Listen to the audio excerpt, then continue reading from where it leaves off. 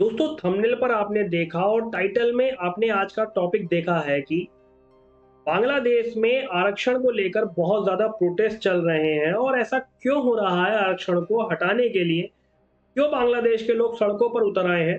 इस पूरी वीडियो में डिटेल में हम इसको डिस्कस करेंगे। सबसे पहले तो दोस्तों आप मैप पर इसकी लोकेशन देखो, मैं आपको शो करता हूँ। देखो ये पूरी लोकेशन बांग्लादेश की है, ठीक है। ये पूरी लोकेशन बांग्लादेश की हो गई है, इसके पास ये म्यांमार वगैरह हो गया। तो ये पूरी लोकेशन हो गई, ठीक है। अब बांग्लादेश जो भारतीय उपमहाद्वीप के पूर्वोत्तर भाग में स्थित है, जो कि भारत और म्यांमार की सीमा से सटा हुआ है।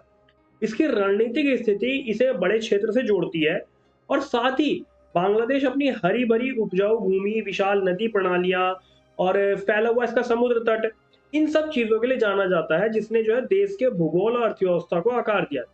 और इसके अलावा बांग्लादेश का इतिहास जो है भारत के साथ गहराइयों से जुड़ा है, क्योंकि दोनों देश एक समान सांस्कृतिक विरासत साझा करते हैं और सदियों से, बहुत टाइम पीरियड से एक ही उपमहाद्वीप का हिस्सा रहे।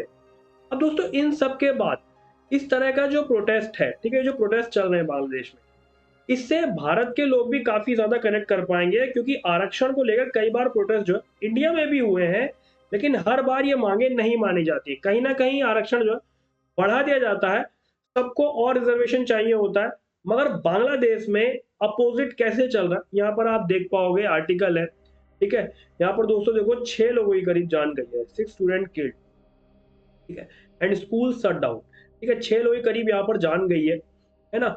और बांग्लादेश में इसका रीजन क्या है कि ये जो प्रोटेस्ट कर रहे हैं जॉब रिजर्वेशन रिजर्वेशन सिस्टम के खिलाफ, अब इनका कहना है कि इनको देश में रिजर्वेशन नहीं चाहिए। जो 30% पर रिजर्वेशन है ना, इसको हटाना चाहते हैं। और ये कह रहे हैं कि देश में जॉब्स की कमी है, सरकारी नौकरियां बहुत ज्यादा कम है। अब देखो इसमें मैं आपको बताऊंगा कि भारत बांग्लादेश बेसिकली इंडियन सब कॉन्टिनेंट के जो देश हैं, वहां पर पॉपुलेशन के हिसाब से सरकारी नौकरियां बहुत कम है। लास्ट में मैं आपको इसकी लिस्ट भी दिखाऊंगा, ठीक है। अब दोस्तों इसी के चलते बांग्लादेश में या मेन कहीं तो ढाका में प्रोटेस्ट चल रहा है। और वह लोग जो है क्लियर कह रहे हैं कि उन्हें सरकारी नौकरी में या अपने देश में आरक्षण नहीं चाहिए। अब देखो यहाँ पर जो है सवाल ये भी बनता है कि बांग्लादेश में लोग आरक्षण को हटाना क्यों चाहते हैं, इसकी हिस्ट्री क्या है।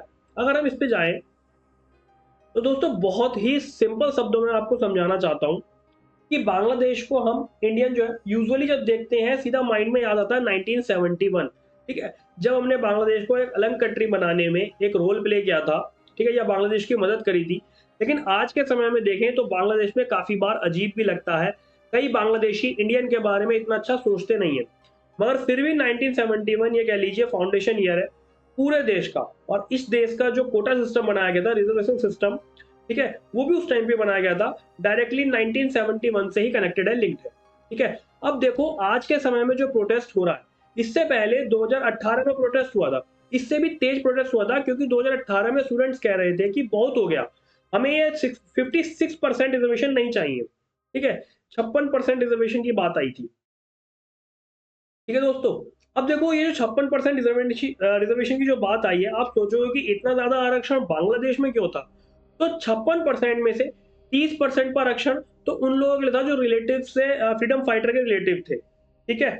जो फ्रीडम फाइटर के रिलेटिव थे, मतलब बांग्लादेश के जो फ्रीडम 1971 का जो प्रोटेस्ट था, उसमें जिन्होंने फ्रीडम वॉर लड़ी थी पाकिस्तान के खिलाफ, जिन लोगों ने भी पार्टिसिपेट किया था, उनकी फैमिली को और रिश्तेदारों को इतना ज्यादा प्रेफरेंस दी गई, क्योंकि उन्हीं के बलिदान की वजह से आज बांग्लादेश जो है कंट्री बना है।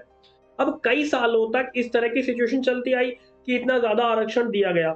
लेकिन आज के समय में जो बांग्लादेश का युवा है, वो कह रहा है कि ठीक है, आपने उस समय आरक्षण दिया था, ठीक है, हम इस बात को समझ रहे हैं, एग्री कर रहे हैं हम इस बात को, ठीक है, आपने उन लोगों को आरक्षण दिया था, उनके बच्चों को आरक्षण दिया। लेकिन अब आज के समय में उनके बच्चे बहुत ज्यादा बड़े हो गए हैं, उनके बच्चों के भी बच्चे हो गए हैं, पोते हो गए हैं उनके, पर पोते हो गए हैं उनके, या पोतियां हो गई उनकी। तो आप जीवन भर या उनकी पीढ़ी दर पीढ़ी को आरक्षण देते जाओगे, ये आरक्षण जो है अब हमें मंजूर नहीं है। ऐसा बांग्लादेश के लोगों का, ये युवकों का कहना है, ठीक है। बांग्लादेश का युवा जो बहुत ज्यादा फ्रस्ट्रेटेड है इस बात को लेकर, और इसलिए वह जो सड़कों पर भी आ गया है, ठीक है दोस्तों, प्रोटेस्ट करने के लिए। इसके अलावा यहाँ के लोग यह भी कह रहे हैं कि 30% पर भी रिजर्वेशन बहुत ज्यादा है। जिस तरीके से इंडिया में हम देख रहे हैं कि सरकारी नौकरियां होती नहीं है जितनी आबादी है, ठीक है, आबादी के हिसाब से सरकारी नौकरियां होनी चाहिए। बांग्लादेश में भी बिल्कुल वैसे ही प्रॉब्लम थी। तो इसलिए बहुत ज्यादा भीषण प्रोटेस्ट हुआ और सरकार ने प्रेशर में आकर ये जो 56% पर रिजर्वेशन है ये सारा का सारा खत्म कर दिया था। अभी यहाँ पर नोट करने वाली बात है कि 56% में से 30% फ्रीडम फाइटर के रिलेटिव के लिए, 10% महिलाओं के लिए ये भी समाप्त हो गया था। इसके अलावा इंडियन कम्युनिटीज के लिए जो आरक्षण था, दिव्यांग जनों के लिए आरक्षण था, वो सब भी खत्म हो गया था। अब एक और नया सवाल आपके दिमाग में ये बनेगा कि जब 2018 में सारी समस्या खत्म हो गई थी, है ना? जब 2018 में सारी समस्या खत्म हो गई थी, तो अब ऐसा क्या हुआ कि दोबारा से लोग जो है सड़कों पर आ गए, प्रोटेस्ट होने लगा। अब देखो उसमें हुआ क्या कि बांग्लादेश के कोर्ट ने एक रूलिंग दी। ठीक है, मैं आपको शो करता हूँ एक सेकंड। हाँ, बांग्लादेश के कोर्ट ने एक रूलिंग दी कि आरक्षण तो देखिए चाहिए। तो जब इस तरह की चीज आई तो बांग्लादेश के ये जो लोग थे, इन्होंने 2018 में प्रोटेस्ट किया था। अब जो नए कॉलेज स्टूडेंट सब लोग फिर से जो सड़कों पर आ गए। ये कह रहे थे कि बांग्लादेश में वैसे ही नौकरी की कमी है ना? बांग्लादेश में वैसे ही नौकरी की कमी है, देश आईएमएफ के पैकेज के अंडर चल रहा है। हमारी प्राइम मिनिस्टर जाती है चाइना में $5 बिलियन का लोन मांगने, तो चीन कहता है कि बस $100 मिलियन है। अब इन सब के अलावा जो विरोध दर्ज कराने वाले युवक हैं, ये विरोध दर्ज करने के लिए या विरोध दर्ज करने वाले जो लोग हैं, ये कह रहे हैं कि ठीक है, आरक्षण रखना है आपको तो 26% पर आरक्षण हमें मंजूर है। ठीक है, ये कह रहे हैं कि 26% पर आरक्षण जो है हमें मंजूर है।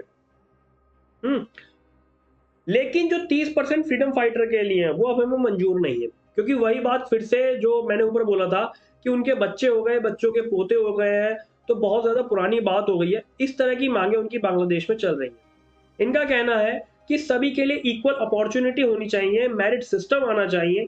मेनली इसी वजह से अभी जो है प्रोटेस्ट चल रहे हैं। इसके साथ ही वो कह रहे हैं कि एक बार को जो औरतों के लिए 10% का आरक्षण है, महिलाओं के लिए वह रहने दो, दिव्यांग लोगों के लिए भी चलेगा, लेकिन फ्रीडम फाइटर वाला आरक्षण जो है बर्दाश्त नहीं हो रहा। तो ये कुछ पूरा टॉपिक था, ये पूरा मुद्दा था। इसके अलावा दोस्तों एक चीज और मैं आपको शो करता हूं। अब देखो ये लिस्ट है पब्लिक सेक्टर की।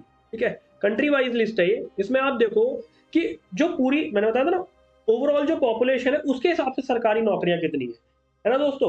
तो बांग्लादेश में देखो आप पॉपुलेशन के हिसाब से केवल 3% 2017 का डेटा है ये, केवल 3% सरकारी नौकरियां है ना? ऐसे ही अगर हम चाइना की बात करें तो चाइना में भी देखो आप 28% सरकारी नौकरियां हैं पॉपुलेशन के हिसाब से। तो ये प्रैक्टिस है एक तरह से।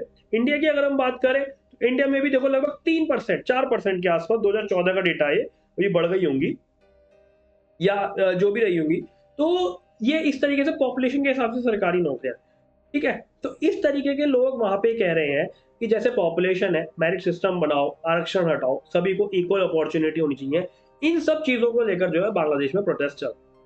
ठीक है दोस्तों, मैं समझ रहा हूँ आपको ये टॉपिक पूरा अच्छे से समझ में आ गया होगा। ठीक है, ये कुछ पूरा मुद्दा था। और बाकी आप लोग अपनी तैयारी करते रहो, जो भी अपडेटेड वीडियो रहेगी वो मैं लाता रहूंगा। पढ़ते रहो अच्छे से। All the very best. Thank you.